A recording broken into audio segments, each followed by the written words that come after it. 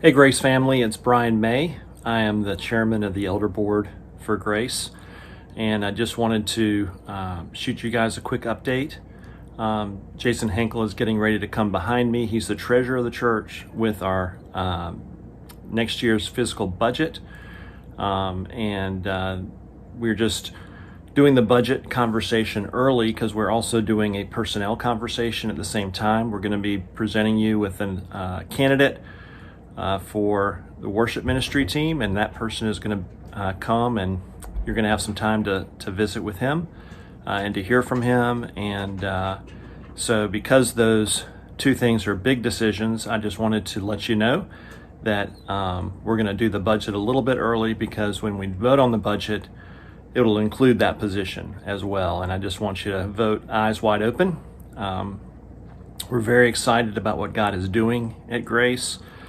Over the last year, we budgeted a fiscal deficit for this fiscal year, and we did have a deficit for the year. But one of the reasons that we had a deficit, we had a lot of savings from the pandemic, but one of the reasons we had the deficit was because of the pandemic relief fund that we did, and we felt like God was leading us to really care for our community at a time when folks were really struggling to keep roofs over their head, keep their bills paid, and that sort of thing. And the pandemic relief fund has been a tremendous success. Dana Carr is going to share a video a little bit later on that, and we feel really blessed to have been able to do it, and you guys were big in participating with us on that. Had we not done that, we'd have more money, but at the end of the day, we felt like God wanted to get it to us so he could get it through us. And so with that said, just want to make sure that you're paying attention of the next coming weeks. The budget will be released. The video will be released this week from Jason. And we'll also have a visit this month, I believe, from our candidate for youth or for worship pastor. It does remind me, we did add a youth pastor in the last 12 months, and that's been fantastic with having Jake on board as well. So we're pretty excited as a board. We are projecting next year will be another deficit. And so I would love for you guys who call Grace your home to just seek the Lord and make sure that your commitment in terms of the level of giving that you have matches what you think the Lord would have you do.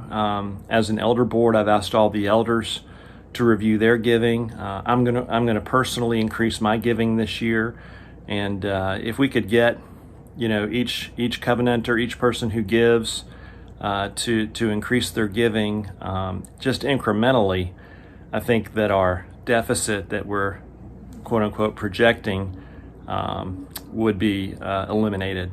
So we're in good financial footing. The finance team's done a great job on that front, but we still would love to be in the black and not in the red. But again, Jason will go through all that. So thank you for being a part of Grace Church. Thanks for your commitment to what it is God is doing through us, and continue to ask you to pray as we deal with the pandemic, but also as we really listen to God's voice and seek to just engage with him and what he's already up to in Glenwood and in Greensboro. So God bless and have a great evening.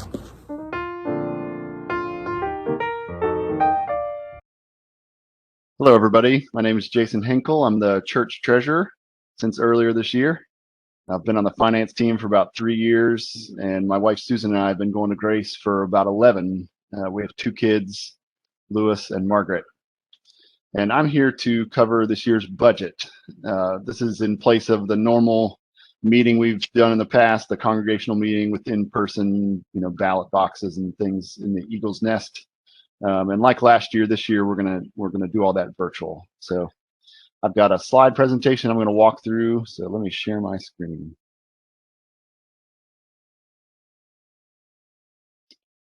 All right, so yes, this is the congregational virtual town hall meeting for the budget for this coming fiscal year. All right, so one thing to call out is please be sure to watch Brian May's video regarding the budget. I think that's really important to hear from the elders, church leadership, more of the background on how we landed where we did. I'm going to take you through the details of it, but I think Brian's perspective is really important to understand why the budget contains what it contains. And then also, I would definitely encourage you to watch Dana Carr's video regarding how the pandemic relief fund was spent. I think both of those should be posted with this video on the Realm. If not, they're out on the Realm through other posts. And I think those are just important to keep this budget in context. So I'm going to cover with this presentation a reminder of how we do budgeting here at Grace, and then walk you through some of the highlights and actual numbers of the budget. And I do recognize that these presentations are not the most riveting for a lot of you all, but at the same time, we want to really stay transparent with everybody on how our giving is handled, how the church finances are managed, and just that's really important for us as a body. And I think that's feedback we've heard over the last few years, loud and clear from a lot of you all. We want to show how the church works hard to stay prudent with our spending, and yet balance that against the need to invest in people and activities that make us, what our church is and help us fulfill our mission. We want to spend what God has blessed us with, but at the same time, we want to work to ensure that we save appropriately, and that we budget for all the hidden costs that you might never think about, that go into managing a church. So once we get through this, I'll cover next steps at the end, but as a brief highlight, we are going to be holding some Q&A sessions, and then ultimately we'll be sending out information, I think via email or on the Realm or both, on how to go about voting for Grace Covenanters. All right, so first I'm going to do a quick overview of just how we handle budgets at Grace. And then once we get into the details, as you see the note here, you may want to have the budget sheet in hand. That should be posted with this on the Realm. And that's the sheet that actually has the numbers themselves. I'm going to, this is going to be pretty high level. I'll show you the numbers, but I'm not going to go through every detail. So that will be important to have if you're interested. In terms of how we budget, one reminder is that we're on a fiscal year here at Grace, and really all that means is that we don't operate on a January 1st to December 31st timeline like you might expect, and rather our budget runs September 1st through August 31st. So you can see the dates here for the budget we'll be voting on now, which is September 1st, 2021 through August 31st, 2022. And you'll see this is fiscal year 22, and so on the numbers, when you see 2022, that's this budget. So things that are labeled 2021 are from last year that we just finished up at the end of August. So how do we do budgeting? It's a balancing act that compares the needs in the church around personnel, ministries, operating funds, building expenses, against what funds we project we'll have available. So we have staff request funds for what they plan to do this year, want to do, and then we compare that against projected giving. And every year we do our very best to predict giving in the coming year. It's part art, part science. It's impossible to be perfect. We analyze trends from the past. We evaluate the current financial environment of our country and our city and our church. We look at attendance trends. We talk with the elders, and ultimately we land on a number that we then use in the budget. And historically, that process has been pretty remarkably accurate if you look over the past many years. And we really attribute that to God's faithfulness, providing what we need based on that careful process that we go through, as a finance team with the elders, and then with you all, the covenanters, to land on a budget each year. One factor to keep in mind, which we try to mention every year, is that as we budget, certain costs are constantly rising. Not all costs, but some costs. So just try to factor that in. We try to ensure we're providing staff with adequate insurance and raises. And you can see some other items here that typically make an impact. So again, it's just a balance between rising costs and then the ministry expenses as we try to grow our ministries, and then that giving that we anticipate. So what that has led to, if we just look backwards, this does not include this year's budget. So that 2021 is last year. and then just showing the prior 4 before that. We ran deficits for several years, that bottom row, and then we had a small surplus the year before last, and then last year we ran a fairly significant deficit, which meant that we dipped into our savings to cover the impact of that loss. That was not entirely unexpected. We did budget a pretty substantial loss last year, but still, it's good to keep this in mind as you're looking at this year's budget. And I'll show at the very end what impact this has made to our savings. So let's review what kind of funds we have as a church and what specifically we're voting on, because we're not voting on all this. We'll be voting on the general budget, which is the far left column. And that includes some of the things I mentioned earlier: personnel, which is easily our largest category of expenses, operating costs, ministry expenses such as women's ministry, youth ministry, all the different areas, outreach, and then building expenses. And part of that building expenses is that we do each year try to budget some money to save into our capital reserve fund. The church has a very careful plan that's been put together over the past number of years that projects out when certain building costs are expected to hit, and then we make sure we reserve enough each year to cover that on a rolling basis. And that's just the way that we try to not get surprised by any major building costs that could really catch us off guard if we weren't being careful. So outside of the general fund, we do have that separate capital reserve fund, which we have worked hard to ensure is sufficiently funded. Our building is nearly 100 years old, and it's but we've done a great job of maintaining it. We want to keep that up.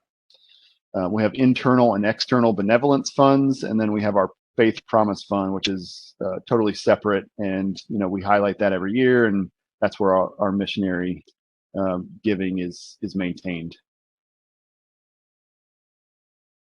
So what makes grace budgeting easier than it could be otherwise? A major factor is that we have no mortgage on the building, so we're basically debt free, which is really huge, and it really allows us to put all of our giving towards stuff that is more meaningful than just paying off principal and interest on a huge mortgage. So that's really a blessing. We also have savings in place that we've built up over many years, which has allowed us to weather storms such as this last year's deficit. We would be in a very different financial state if we had not been able to save in the past. And we also just want to highlight that with personnel changes over the last number of years, we're in a good place, at least in terms of budget-wise, to be able to weather storms. We're much leaner than we've been in the past, and that has allowed us to weather last year and this coming year pretty successfully. All right, so let's look at the actual budget that we'll be voting on now. And as we go through this, you'll hear me reference some similar themes as what Marshall shared in his recent video message on giving, which went out, I think, a few weeks before the end of the last fiscal year. So some of that same stuff we talked about then is continuing on into the next fiscal year. All right, so here we have budget to actual from 2 years ago, budget to actual from last year, and then the far right column is the budget we'll be voting on this year. And budgeting this year and last has been a unique challenge, really unprecedented in the way that we've had to predict the impact of COVID, both to giving and to expenses, because it really made impacts on both sides. Most years, the budgeting is fairly consistent year to year. We take last year's numbers and we roll them forward and make some small tweaks, but that hasn't quite been the case last year and this year. So I'm going to just briefly highlight the second from the right column with the actual from last year, and then we'll look at the far right column. So last year we landed very close to what we budgeted, which again is kind of a testament to God providing, what we felt like we needed and what we expected to receive. Giving did go down about the way we expected. That was probably the biggest thing we focused on with last year's budget, just trying to guess what the impact of COVID would be. Some expenses were far lower than usual, basically anything that depended on in-person activities, so utilities, childcare, security, even things like donuts on Sunday mornings. Those things went down, but then on the flip side, there were a lot of things that went up. So there were some personnel costs that went up, such as search expenses for the worship hire, some inflation impact, as I mentioned previously, and then the pandemic fund was a major item as well. So that's where I think watching Dana's video is good, because you see, what that money did to make an impact in the Glenwood community.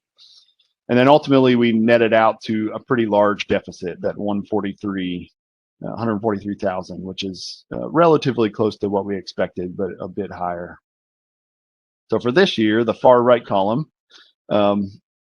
ultimately the budget process mostly comes down to projecting giving and then comparing to personnel costs. Since personnel, the second row is, those are the two major elements of our budget.